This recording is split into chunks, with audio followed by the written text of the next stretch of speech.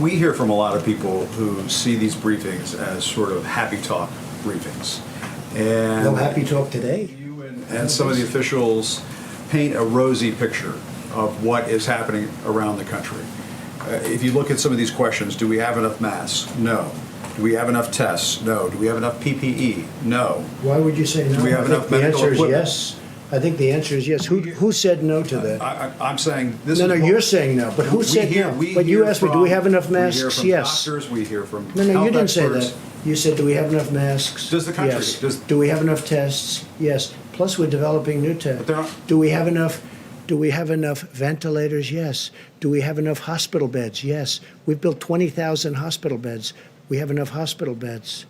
Go ahead, Jim. Let's go. What do you say to? I mean, you watch the coverage. You know what I You're say? watching a lot of the coverage. Well, a lot of it's These fake doctors news. who- no, A lot of it's fake not- news. A lot of it's fake news. Let me just when tell the you. doctors The- and the the medical experts come governors- on our air the and governors say that reported- we don't have enough tests, we don't have enough The governor, masks. yeah, depending on your air, they always say that because otherwise you're not going to put them on. Let me just tell you something. The governors have said last night, they had a group of governors, 14 governors, they were together someplace, and they said, it's been unbelievable what's happened. We've been totally responsive. Ventilators. Everyone has the ventilators they need to a point where we're getting calls from foreign countries saying, you have all the ventilators, can we get some? And we're going to try and help some of these countries. These people have done an incredible job. This is not happy talk. Maybe it's happy talk for you. It's not happy talk for me. We're talking about death. We're talking about the greatest economy in the world. One day I have to close it off. And we did the right thing because maybe it would have been 2 million people died instead of whatever that final number will be, which could be 60, could be 70, could be 75, could be 55. Thousands of people have died. There's nothing happy about it, Jim. This is sad talk. This is the saddest, these are the saddest news conferences that I've ever had. I don't like doing them. You know why? Because I'm talking about death. I'm talking about taking the greatest economy ever created. We had the greatest numbers we've ever had in almost every aspect of economics, from employment to companies doing. Look at the airlines. They were having the best year. Now all of a sudden we have to save them. Okay? There's no happy talk, Jim. This is the real deal. And I've got to make the biggest decision of my life. And I've only started thinking about that. I mean, you know, I've made a lot of big decisions over my life. You understand that. This is by far the biggest decision of my life because I have to say, okay, let's go. This is what we're going to do. When you have hospital administrators. Sure. But you have many doctors that say, unbelievable job. I watched this morning, and I watched a certain network, and it wasn't Fox, and you had doctors saying that we've done an incredible job.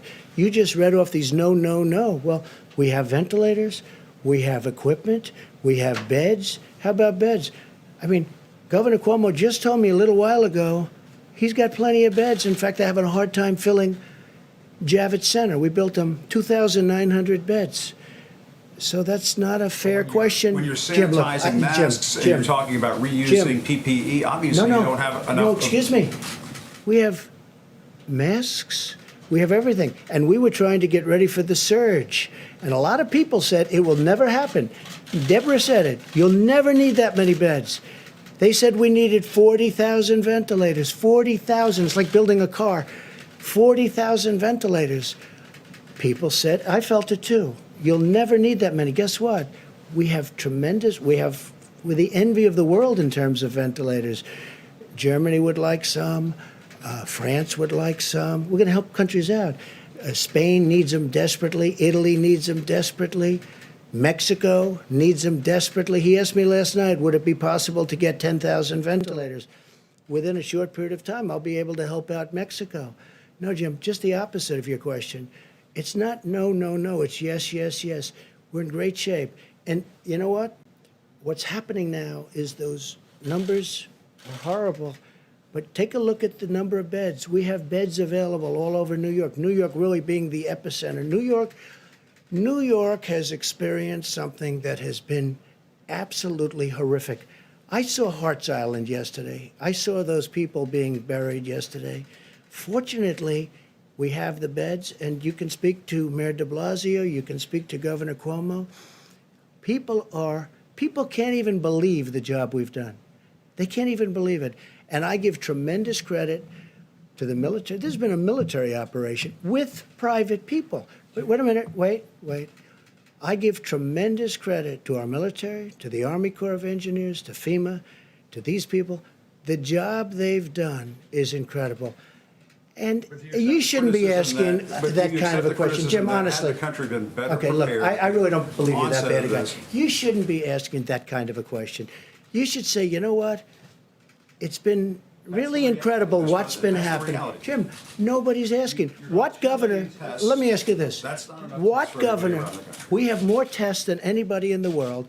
We have every, enough for what's needed right we have now. virtually every country in the world calling us, asking us, how do we get these tests that you have? Your testing is the best in the world. How do we get it? They've done a fantastic job. And when you ask a question like that, it's very insulting to a lot of great people.